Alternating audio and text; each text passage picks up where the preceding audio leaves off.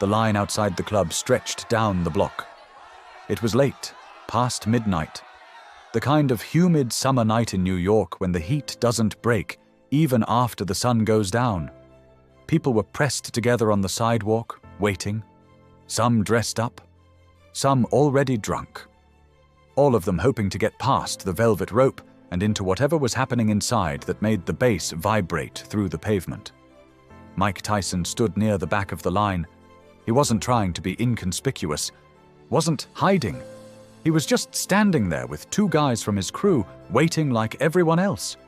He wore a simple black t-shirt, jeans, sneakers, no jewelry, no entourage. Just three guys who had decided to go out for the night and ended up at this particular club because someone had said it was good. Tyson had been out of prison for a few years by this point, was fighting again, winning again. But his life was different now, quieter in some ways.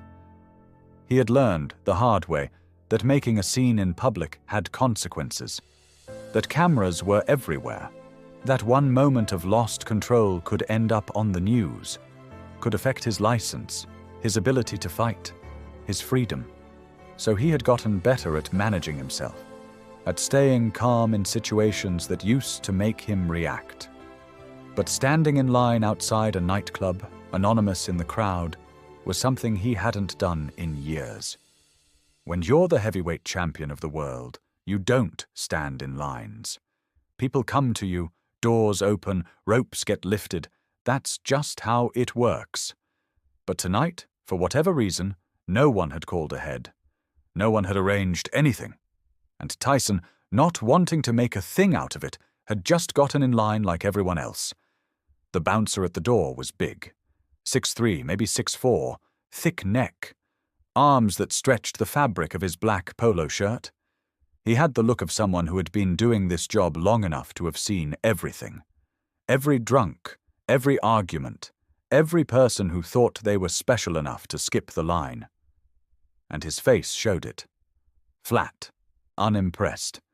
The kind of expression that says, I don't care who you are or what you think you deserve. You wait like everyone else. The line moved slowly. Every few minutes the bouncer would unhook the velvet rope and let a few people through. Sometimes he'd check IDs, sometimes he wouldn't. His decisions seemed arbitrary, based on criteria only he understood. And when people tried to argue with him, tried to explain why they should get in ahead of others, he shut them down with 2 or 3 words and a look that made it clear the conversation was over. Tyson watched this play out several times as the line crept forward, watched the bouncer reject a group of girls who were dressed up and clearly hoping their appearance would get them in, watched him wave off a guy in an expensive suit who tried to slip him cash. The bouncer didn't seem to care about money or looks or attitude. He was the gatekeeper, and he took the job seriously. After about 20 minutes, Tyson and his crew reached the front of the line. One of the guys with Tyson stepped forward, ready to talk to the bouncer, but the bouncer put his hand up. Stop. VIP list? The bouncer asked. His voice was deep, bored. No, we're just... Then wait your turn, the bouncer said. He gestured to the side, away from the door. Step over there. Let the list through first. Tyson's friend looked back at him, uncertain. Tyson just shrugged. Fine. They stepped to the side. The bouncer unhooked the rope and let a group of 4 people through, people who had reservations, people who had planned ahead. The bouncer didn't look at Tyson or his crew, just went back to checking his clipboard. 5 minutes passed, then 10. Other people on the list came through, got waved in, and Tyson and his guys just stood there, off to the side, watching. It wasn't a big deal, not really. They weren't in a hurry. But there was something about the way the bouncer was handling it that felt off. Not rude, exactly, just dismissive, like they weren't worth acknowledging. One of Tyson's friends finally spoke up. Hey man, how much longer? The bouncer looked up from his clipboard. His eyes moved over the 3 of them without any recognition, without any interest. I said, wait your turn. We've been waiting, and you'll keep waiting until I say otherwise. The bouncer's tone was flat. Final. He looked back down at his clipboard. Conversation over. Tyson's friend turned to him. Frustrated. This is ridiculous. You want me to say something? Tyson shook his head. It's fine. But it wasn't fine. Not because Tyson was impatient, not because he thought he deserved special treatment, but because the bouncer's dismissiveness had crossed a line, had moved from doing his job to something else, something that felt like disrespect. And Tyson, who had spent years learning to control his reactions, who had worked hard to not be the guy who made scenes, felt something old stir inside him. Not anger, not yet, but awareness. The awareness that this situation could go one of two ways, and he was the one who got to choose. Another 5 minutes. The bouncer let more people through. Still didn't look at Tyson. Still didn't acknowledge that they were standing there waiting. And Tyson's friend was getting more agitated. Man, this is some bullshit. He's ignoring us on purpose. Tyson didn't respond. He just stepped forward, walked up to the bouncer. Calmly. No aggression in his movement, just walked up and stood there, close enough that the bouncer had to acknowledge him. The bouncer looked up. His face didn't change. Still flat. Still unimpressed. I told you to wait. Tyson looked at him. Really looked at him. And his voice, when he spoke, was quiet, almost gentle. You sure? 2 words. That's all he said. You sure? But the way he said them made everything stop. It wasn't a threat. Wasn't aggressive. There was no anger in his voice. No edge. Just a question. A simple, calm question. But underneath those 2 words was something else. A weight. A certainty. The kind of tone that makes you reconsider whatever you were just saying. That makes you stop and think, wait, do I actually want to keep going down this path? The bouncer's face changed. Not dramatically, not obviously, but something in his eyes shifted. He looked at Tyson more closely now. Really looked. And recognition started to creep in. The build. The face. The way Tyson was standing there. Calm. Patient.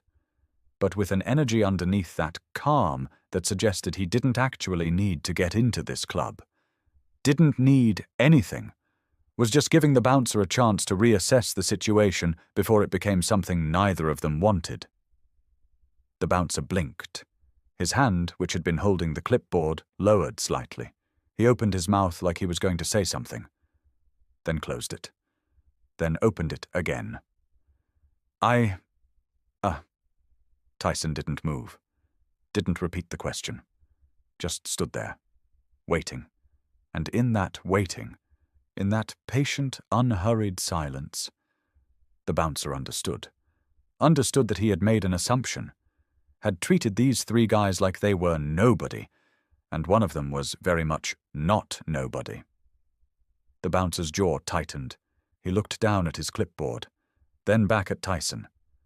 And for the first time since they'd been standing there, his expression changed from flat dismissiveness to something else. Not fear exactly, but respect. The kind of respect that comes when you realize you've been talking to someone who could have made your night very difficult but chose not to. Yeah, the bouncer said quietly. You're good. Go ahead. He unhooked the rope, stepped to the side, and Tyson nodded once. Just a small acknowledgement. Then he walked past. His crew followed. And as they went through the door into the club, the bouncer stood there, hand still on the rope, watching them go. Inside, the music was loud. The lights were flashing. People were dancing and drinking and doing all the things people do in clubs. Tyson and his crew found a spot near the bar. One of his friends was grinning. Man, you see his face? He almost shit himself when he realized who you were. Tyson didn't smile. Didn't celebrate. He just ordered a drink and watched the crowd. Because what had just happened outside wasn't something to be proud of. It was just a moment where he could have escalated, could have made it into something, could have let his ego or his frustration turn a minor inconvenience into a headline. But he hadn't. He had just asked a question. 2 words, calm, quiet, and let the bouncer make his own decision about what happened next. That was the difference. The thing Tyson had learned over years of making mistakes and paying for them. That real power isn't about forcing people to acknowledge you. It's about being so certain of who you are that you don't need to force anything. You just are. And when someone disrespects that, when they make assumptions or dismiss you or treat you like you're nobody, you don't have to fight them. You don't have to threaten them. You just have to give them a chance to reconsider, to think about whether they really want to continue down the path they're on. You sure? 2 words. A question. Not a threat. Just a reality check. A gentle reminder that they might be making a mistake. And if they're smart, if they're paying attention, they'll hear what's underneath those words and adjust accordingly. The bouncer had heard it, had seen something in Tyson's eyes or his posture or the calm way he asked the question that made him reevaluate, and he'd made the smart choice. Stepped back, created space, let them through. No apology, no explanation. Just the quiet acknowledgement that he had misjudged the situation and was correcting it before it became a problem. Tyson stayed at the club for about an hour, had a drink, talked with his crew, watched people dance, and then they left. Walked back out through the same door they'd come in. The bouncer was still there, standing by the rope, checking IDs, letting people in and turning people away. When Tyson walked past him on the way out, their eyes met for just a second. The bouncer nodded. A small gesture. Respectful. And Tyson nodded back. No words. No need for them. Just 2 people who had navigated a moment that could have gone badly and had chosen, both of them, to let it resolve peacefully. Outside, the line was still long. People still waiting. Still hoping to get in. And Tyson walked past all of them, down the block, into the warm night air. One of his friends was still talking about it. "Man, that was classic. The way you just looked at him and, 'It's nothing,' Tyson said. "Just a guy doing his job." But it wasn't nothing. Not really. Because that moment outside the club, the moment when the bouncer dismissed them and Tyson chose not to escalate, chose instead to just ask a simple question, that moment was everything. It was the difference between who Tyson used to be and who he was trying to become. The guy who reacted, who let disrespect turn into violence, who made every slight into a war.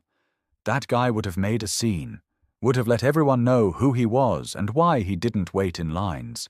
But this version of Tyson, the one who had spent years in prison thinking about his choices, who had lost everything and was slowly building it back, this version understood something the old version didn't.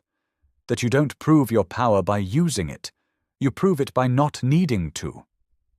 The bouncer had dismissed him, had treated him like he was nobody, and Tyson had given him a chance to fix it. 2 words. You sure? And the bouncer, hearing something in those words that made him reconsider, had stepped back, had created space, had shown without saying it that he understood he'd made a mistake. And that was enough. That was everything. Because respect earned through restraint means more than respect demanded through force. And Tyson, walking away from that club with his crew, understood that he had just done something harder than any fight he'd ever been in.